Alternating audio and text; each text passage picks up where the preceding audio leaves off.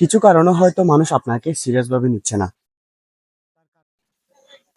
Number one, কোনো একটা বিষয়ের উপর আপনার সম্পূর্ণ জ্ঞান নাই, কিন্তু আপনি এভাবে কথা বলছেন যেন একটা বড় বুদ্ধিজীবী। এই বিষয়টা কিন্তু মানুষ ধরে ফেলতে পারে, তাই আপনাকে মানুষ সিরিয়াস ভাবে নিচ্ছে না।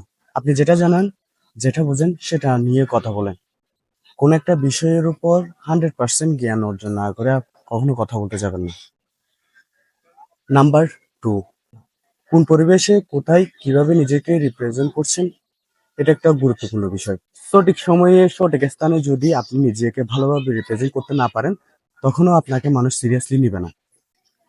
আপনি যদি সময় কাল স্থান অনুসারে নিজেকে ভালোভাবে রিপ্রেজেন্ট করতে পারেন, দেখা যাবে আপনার জীবনের 80% ডেভেলপমেন্ট চলে আসছে। নাম্বার থ্রি, এটা খুব গুরুত্বপূর্ণ। আপনার কথা এবং কাজের মধ্যে যদি মিল না থাকে, মানুষ জীবনেও আপনাকে সিরিয়াসলি নিবে না।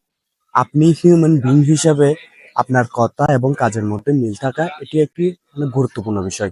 মানুষের কাছে এমন কোনো কমিটমেন্টে যাবেন না যেটা আপনার পক্ষে অসম্ভব।